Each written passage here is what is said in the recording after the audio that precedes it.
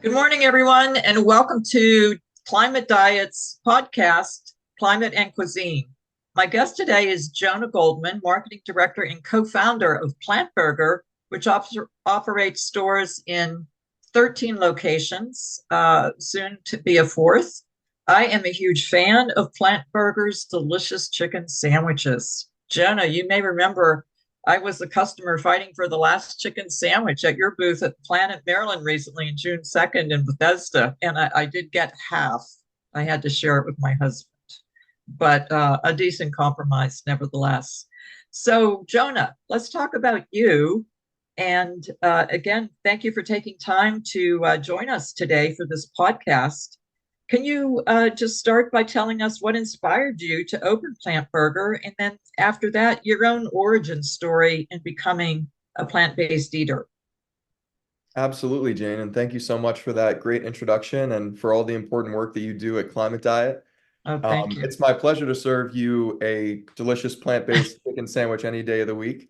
Um, and our chicken sandwiches are made with 95% mycelium, so they're incredibly chicken-like in texture and flavor, but you know, just so much better for human health and for chicken well-being as well. So Plant But Burger. so delicious. Yes, and that's really at the core of what we do at Plant Burger. We know that if it's not so delicious, if it's not an upgrade from a culinary perspective, then we're not going to really succeed in winning over um, uh, consumers. This has to be perceived, and the reality has to be it has to be easier, more convenient, more delicious than the classic comfort foods we were raised with in order for people to even open their mind to trying it. And so we've framed this concept of Plant Burger. We've positioned it to disrupt the fast food industry and help Americans who love our cheeseburgers, we love our chicken sandwiches, we love our fries and milkshakes. We want to serve people more of their favorite foods in a way that requires less impact on our planet and less impact on human health, less destructive impact on human health, but brings with it all of the joy and nostalgia that we connect to those comfort foods.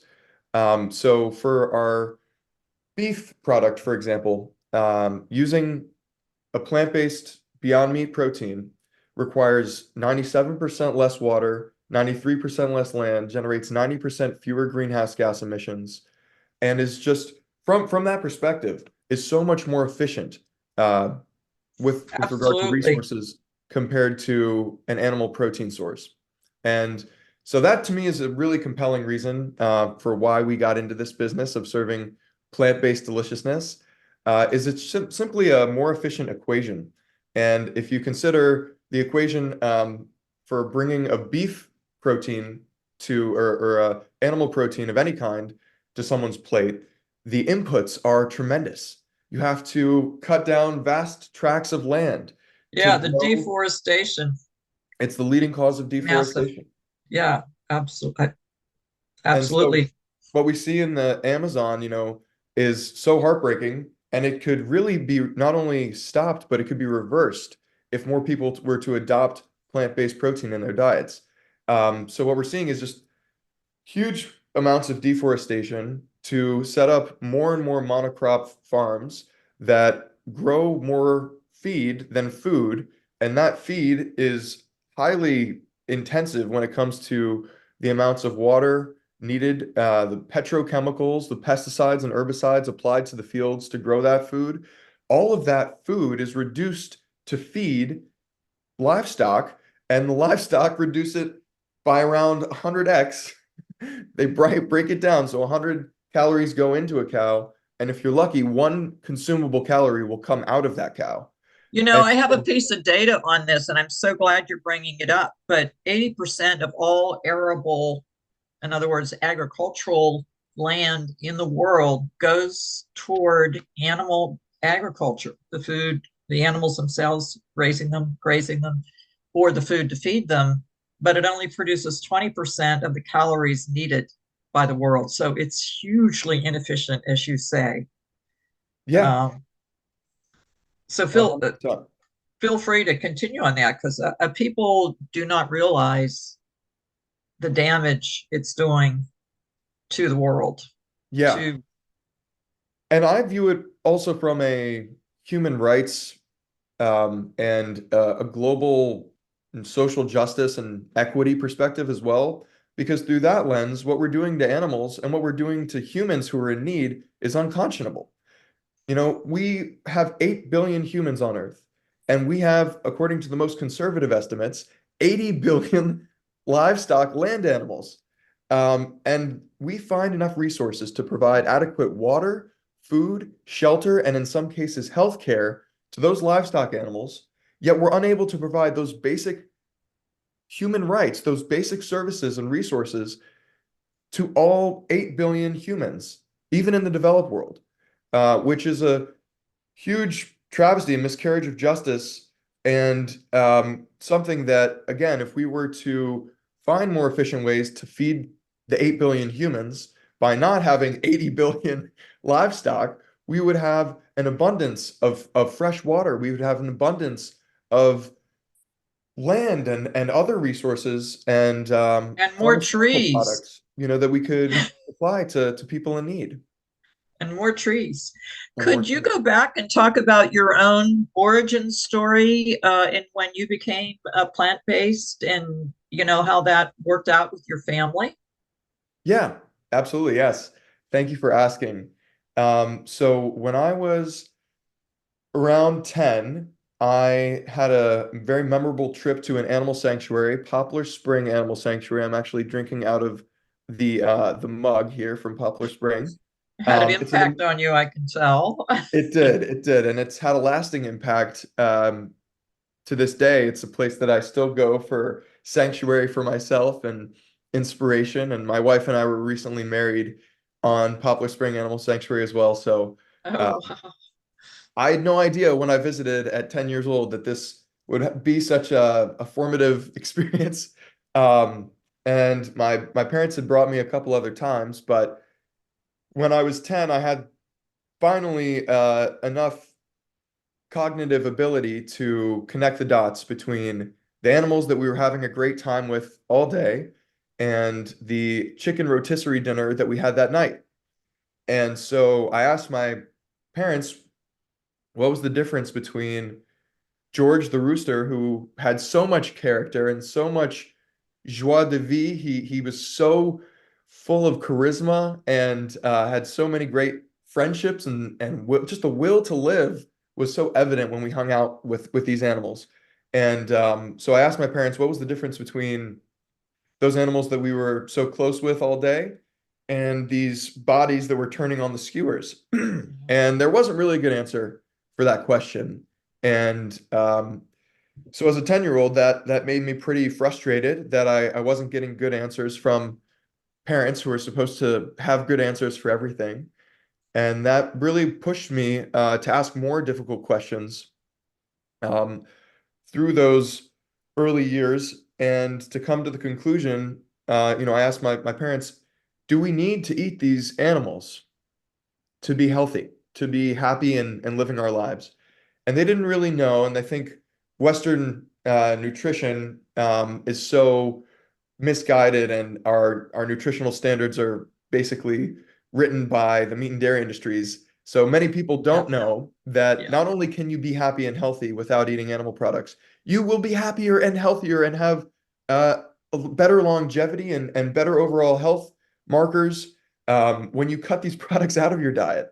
But at the time, we didn't really know, but we just thought, yeah, I think you can be probably healthy and happy without eating those animal products. And so it was around then that I adopted a vegetarian lifestyle, and I relentlessly badgered my brothers and parents to learn more about this until they also adopted a vegetarian lifestyle. And so that was a super impactful experience for me, and what really put me on the path of studying and working in food systems, and at a very early age learning about um, the sad truths around factory farming, which produces the vast majority of our protein in America. Around 90%, I think more than 90% of the animal protein that we eat in America comes from confined animal feeding operations. So it's really pervasive, and this system is so broken. The more I learned about it, the more I saw how it negatively impacts the most vulnerable communities in America. Absolutely. Absolutely. And it obviously doesn't do any favors to the animals who are imprisoned and tortured and then slaughtered their whole lives. They're It's a not having a cruel, good time in this. it is a cruel business, It's a no cruel matter business. how you look at it. It's a cruel business. And the And it's dairy cruel in industry, production, and it's cruel in process, and it's cruel in consumption. And the health crisis that we find ourselves in, so much of it can be attributed to our high consumption of animal protein. Red and processed meats especially are absolutely. so bad. They're known carcinogens, listed as class 1 carcinogens by the World Health Organization, and have been, written about extensively by some of the leading nutritionists in America, about just how much harm they're doing to youth and adults. And for the first time in America, we're seeing life expectancy decrease rather than increase. And it's Jonah, because so of I'd our like to horrible diets. absolutely thank you for sharing some important data there. Some of that I was not totally aware of. I'd like to segue to a part of this, and that is the obesity and overweight rates in our country. And what's particularly disturbing to me is data that I've seen and used in some of my own publications. About 20% of children ages 5 to 19 are overweight. And if you change that from like 4 to 21, I think it's even like goes as high as high 20s. I mean, so it's just disturbing that that many children are overweight in our country. And with adults, it's even worse. It's about 42% of adults. But going back to the children, just in the 1990s, so a few decades back, it was only 8%. So it's more than doubled, and close to quadrupled. My question is, people need to not only find a more healthful diet, but the difference in calories, and some people that are big proponents like Chuck Carroll that does the podcast, The Exam Room, he was 400 some pounds and he's became plant-based. And I don't know what the impetus was, but he's like 140. And he did it, he said, just through eating plant-based food. He became a vegan. So I wondered if you could have just stressed that a little bit with, essentially a fast food place having this healthy food. Because as you said, Americans are kind of addicted to fast food. Yeah. And I was definitely addicted to fast food as a child. So I was raised in the 90s. And if you had asked me when I was 10 years old, what my favorite food was, I would have told you it's McDonald's. And that was really the seed of inspiration for me, at least, to create Plant Burger. Was we want to have our favorite foods. I wanted to have more Right. nuggets, and I wanted to have my cheeseburger. Um, and I immediately, once I learned what was actually going on behind the curtain and what this food was made of, um, would refuse to have it ever again. But that didn't change my palate, and I still craved those foods. Um, but as to the point you made here, it's really sad to see those statistics and to see the rising rates of obesity in youth and adults. And I attribute this to the direct strategic efforts of marketing that these massive corporations have invested in. So when I say nostalgia, it's because that was my experience. Like, I have this nostalgia for juicy, delicious burgers and chicken nuggets from my childhood when I had the most fun experiences dining out at the McDonald's in the area and the play places and the bright colors. They were targeting kids, and they still are targeting kids, and they're very effective at directly marketing to Well, children and to underprivileged communities. and they're And giving that's why, toys. They're giving toys with many of these meals, right? The Happy Meal. of So course, And it's full of artificial sweeteners and chemicals and sugars that are basically creating chemical addiction to these foods. And so that poses a pretty massive obstacle for people to get out of a toxic loop of having horrible food and then feeling bad and then having more food because they'll feel better, but then immediately feeling worse.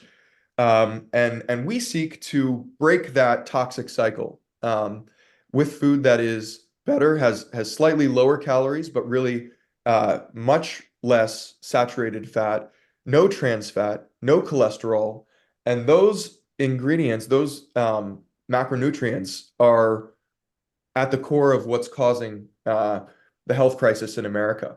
Um, so it is disturbing to see, when these companies are marketing and the meat and dairy industries have done a very good job of propagandizing and misinforming people to the point that now a lot of people are confused and they've been marketed to so well that they actually have doubts about plant-based food, and the health and environmental benefits of plant-based food are being questioned when they should be questioning, where is my meat and dairy coming from and who is actually providing me with this information?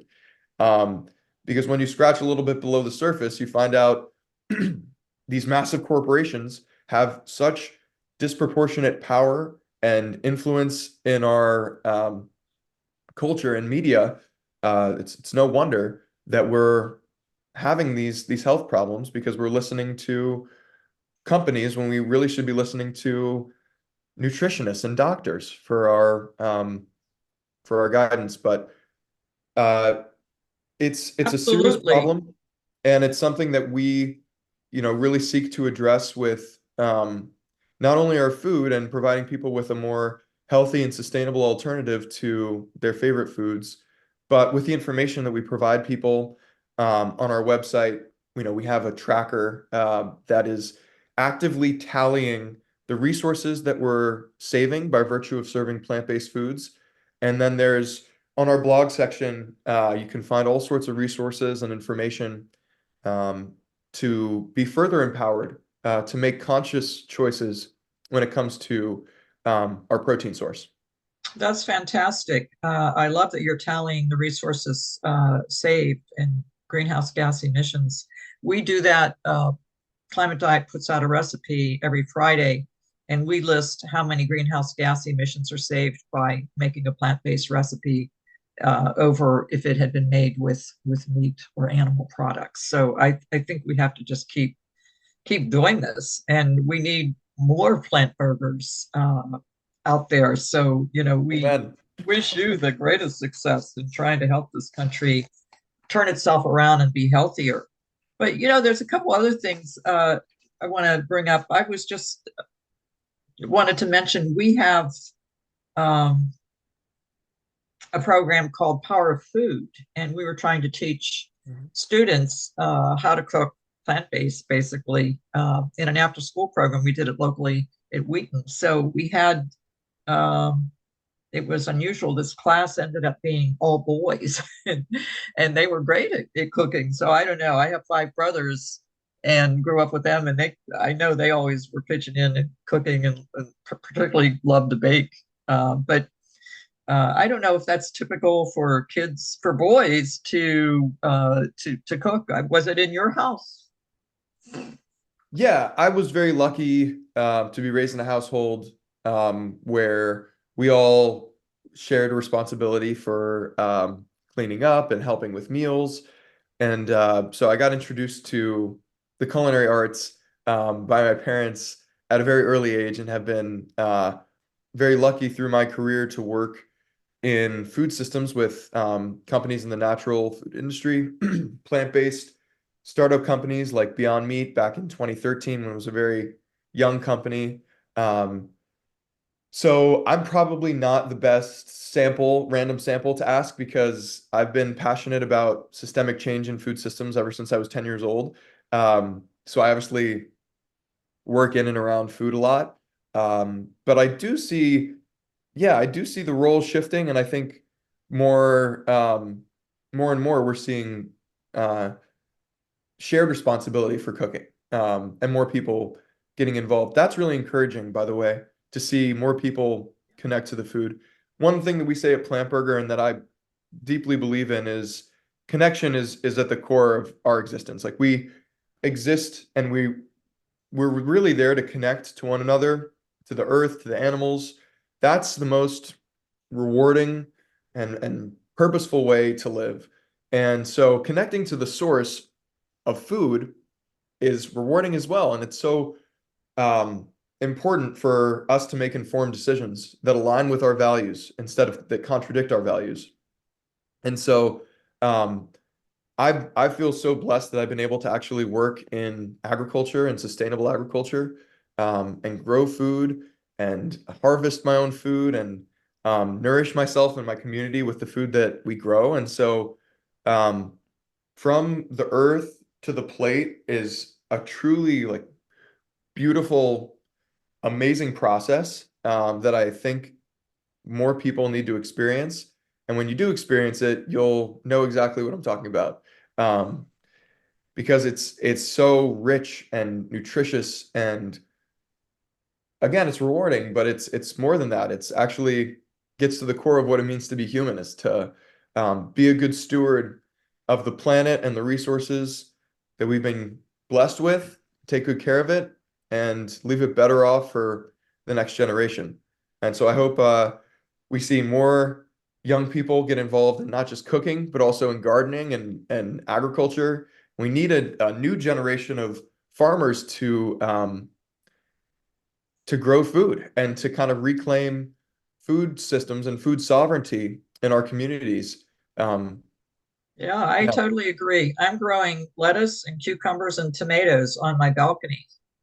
We live in a condo, and they're doing great.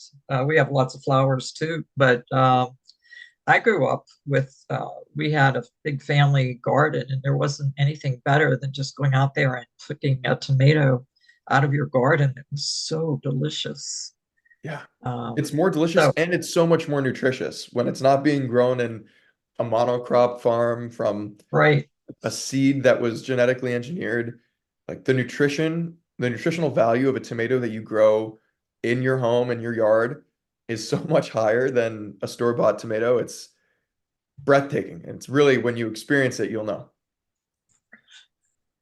Well, Jonah, this has just been so great to talk to you today. But before we end, is there anything else you would like to add, either about your company or any of the issues we brought up? You know, I consider the issue of overweight people and unhealthy. You've addressed that a bit, but would you like to add anything there? Because I think if children could start eating plant-based, and again, that's I have this program to try to promote that.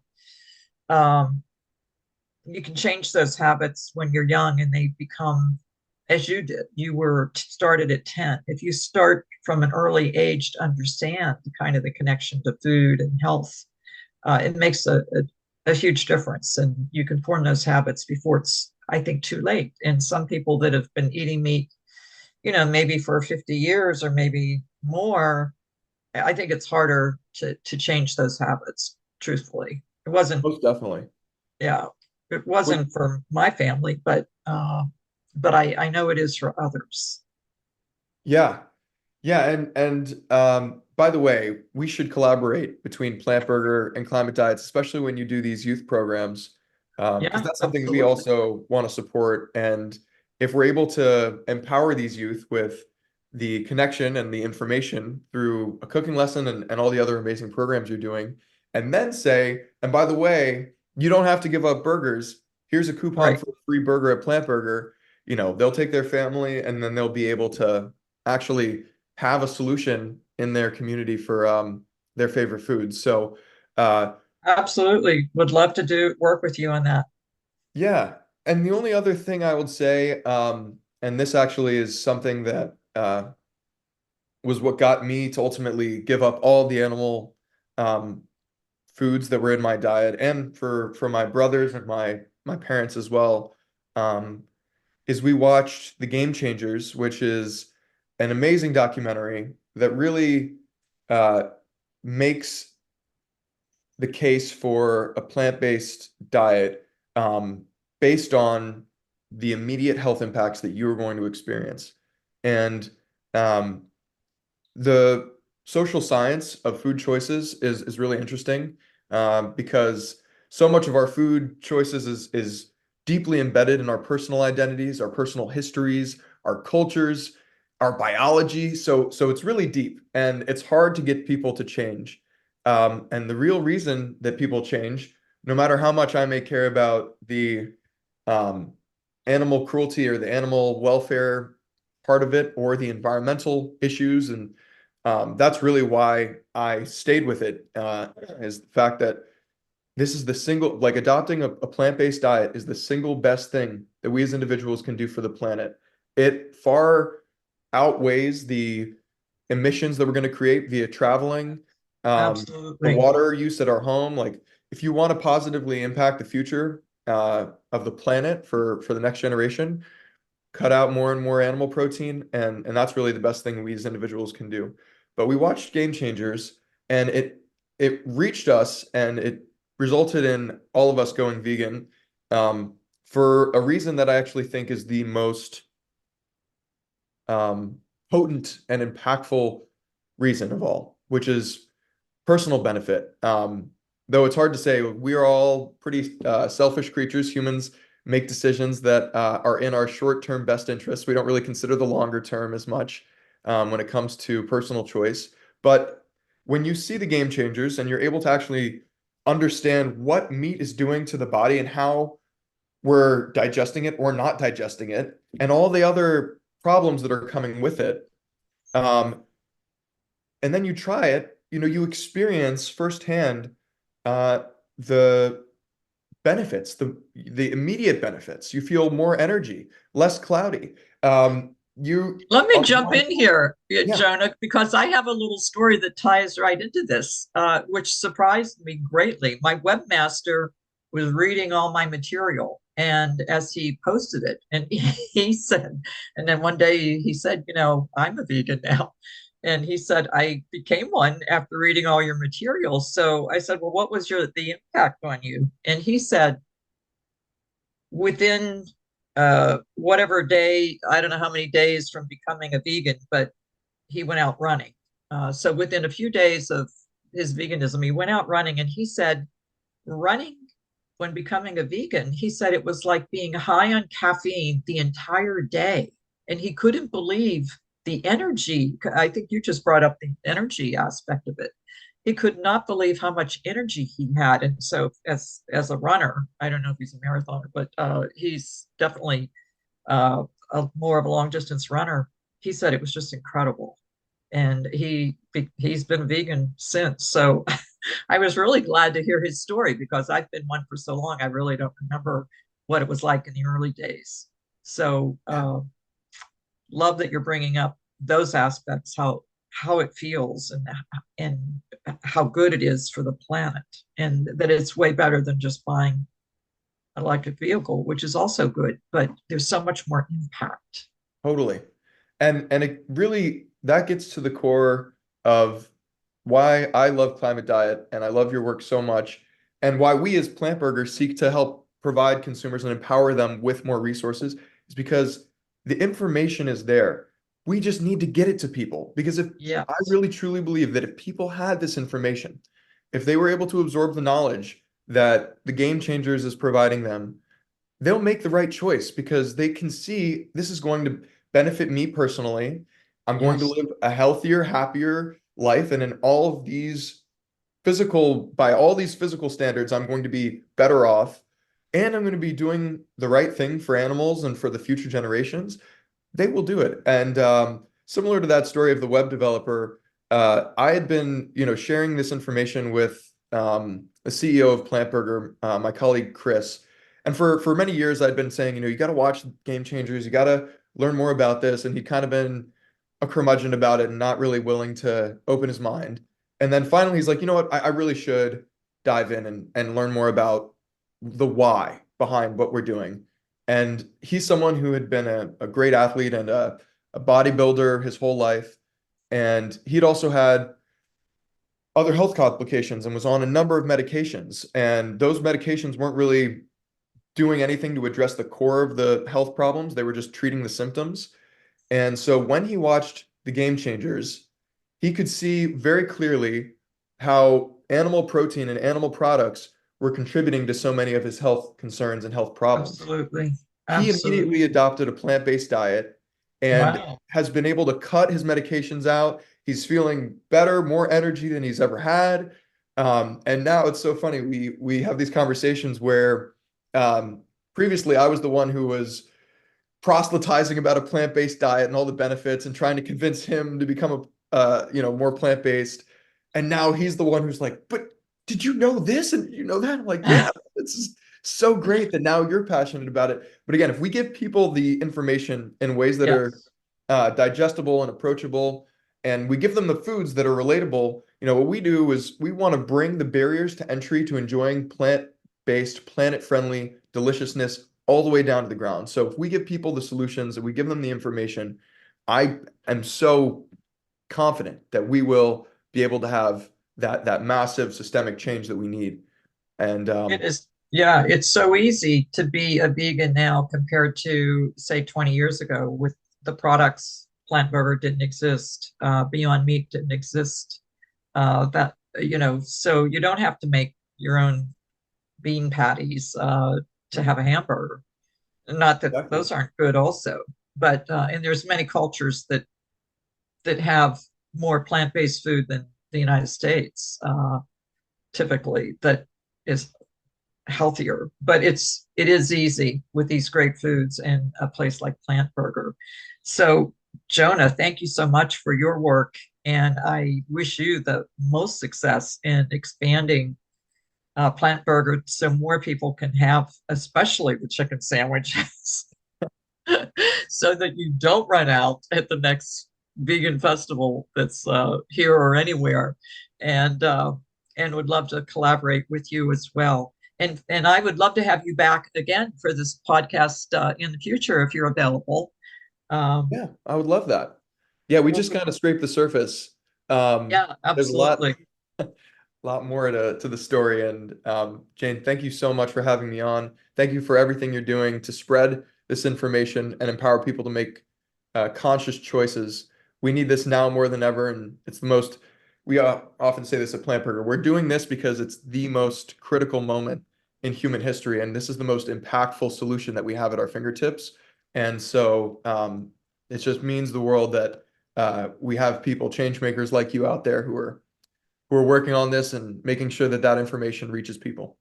Well, this is thrilling to have you say that because not everybody really recognizes that yet. So thank you for your leadership in this role of changing the dynamic.